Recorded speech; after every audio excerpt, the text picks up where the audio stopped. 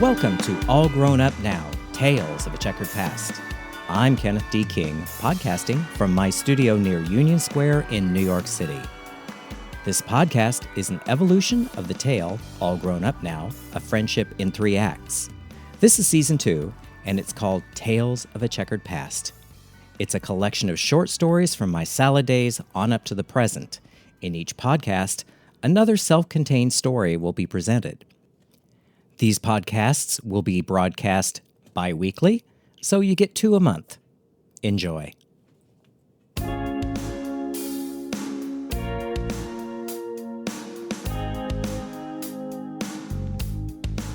For episode 74, I'm giving you a little story that I call A Story About Andrew. This is an amusing story about my charming and handsome husband, Andrew.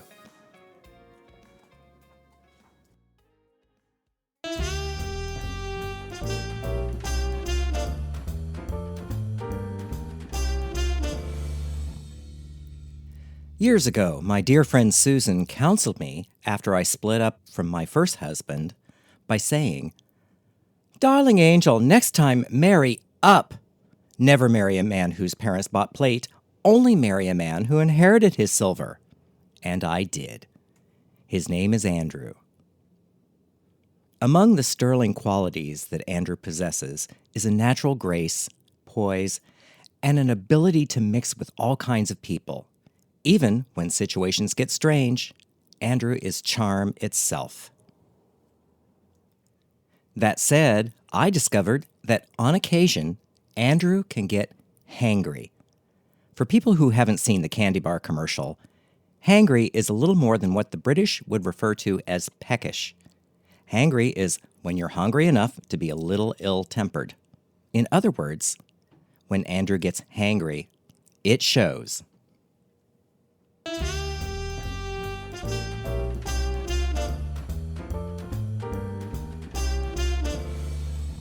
My friend Jackie got to see Andrew's hangries well before I did. Andrew was working on a design job in San Francisco a few years back. Jackie, who lives in the Bay Area, had heard me speak of him but had never actually met him. So while Andrew was working, they decided to meet up for dinner and get to know each other. She picked him up from the job site and set out to find a restaurant. Andrew had skipped lunch, so he was famished. "Oh, honey, that man was hungry," she told me the next day. "I was driving around trying to find a place I wanted to take him. It was something he said that told me, 'Girl, just pull over and go into the next place you see.' Oh, doll, that man can eat. Where does he put it?"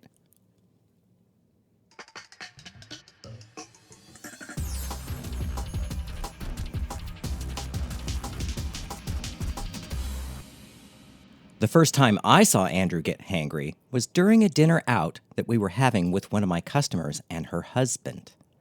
I'll call her Clara. Lovely woman, voice like a rusty hinge. Her husband, Hank, was one of those loud, back-slapping guys.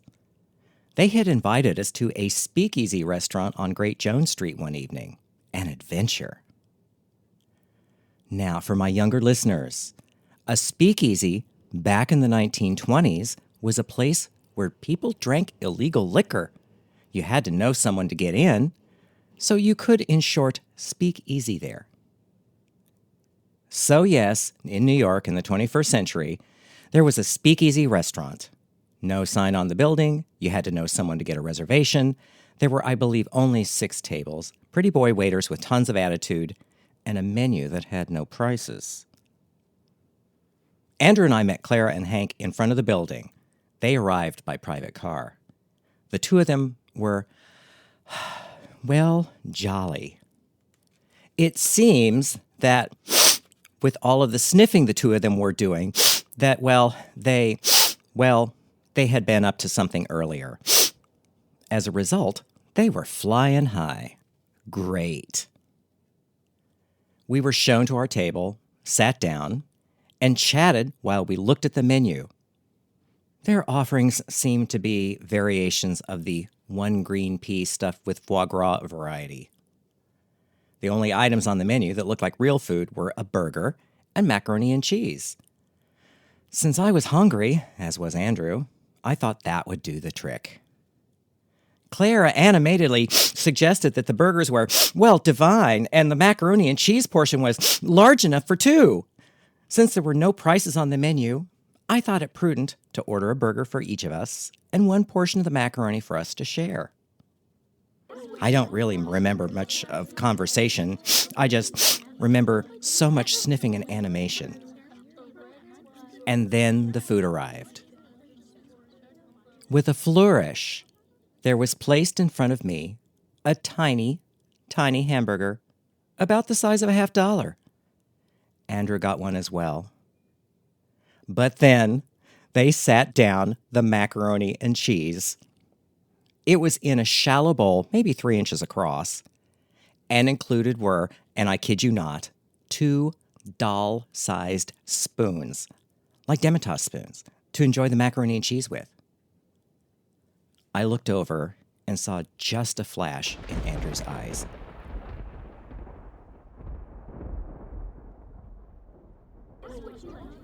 Now, Clara and Hank didn't notice anything. They were too busy tearing into a whole crab while sniffing and talking really fast.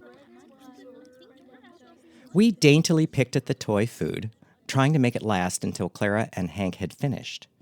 They suggested dessert, but I protested that no dessert, we couldn't possibly eat another bite. Oh, it was a school night, so perhaps we should call it a day. So after we paid the whopping check for that miniature meal, Andrew and I saw them to their car. We both smiled, waved, and watched them drive off. Andrew said through gritted teeth, "Never again." Then he whirled around and said sternly, "And now we have to go find some food." Oof, I'd never seen that side of him. But I knew, get the man some food. So we ran to a diner a couple blocks away. As we were being shown to our table, I just started ordering food.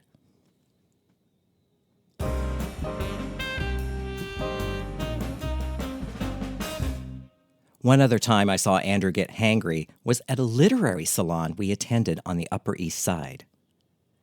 It was August, and the salon took place in a rather eccentric apartment. This place looked like Pee-wee's Playhouse, but expensively done. We had attended other salons there before, but this one was different.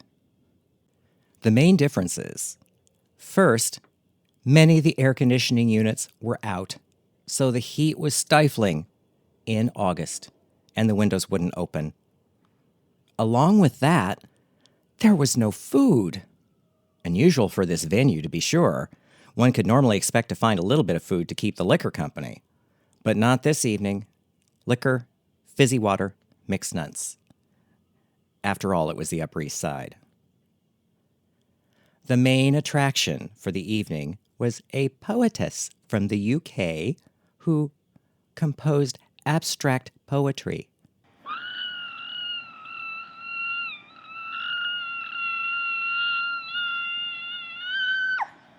Now, I'm not keen on poetry. I prefer prose. Individual poems speak to me, but poetry in general somehow leaves me flat.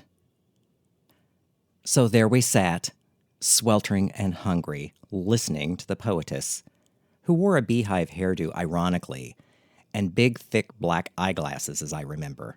I also remember big black Oxfords. She began by shuffling her papers and raising one hand in the air. Hand, hand, hand, hand, raising, hand, raising, seashore. Hand, ironing board, hand. This went on for what seemed like 3 weeks. Seashell. The woman wrote and performed the poetry equivalent of Yoko Ono singing. I looked over at Andrew, and I saw that flash in his eyes.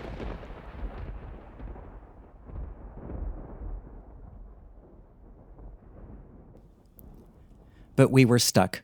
We had to wait. It seemed like 3 weeks later when there came a break in the performance. The next act, we were told, was interpretive dance to Frank Sinatra songs. Working fast, I took the hostess aside and said, "We're just devastated we have to leave, but I got an urgent text and I need to take care of something." With that, Andrew and I bolted for the door. When we got downstairs and out in front of the building, Andrew looked at me and said sternly, "Never again! And now we need to go eat!" Happily, there was a diner around the corner. I started ordering food as we were being shown to our table. So yes, Andrew gets hangry. It's part of his charm, actually. I just know to be sure that he's well fed.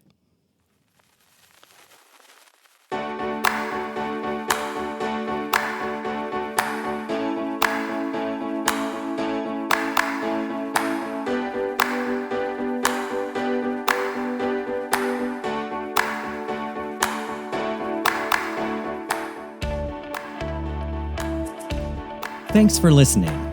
You can get the audiobook All Grown Up Now on iTunes, Audible, and Amazon, or from my website, allgrownupnow.com. You can subscribe to the podcast on iTunes, SoundCloud, Stitcher, Spotify, and Google Play. If you have any questions, you can reach me through the website, allgrownupnow.com. You can follow me on Instagram at kennethdking, on Facebook at Kenneth D. King Design, or on my main website, kennethdking.com.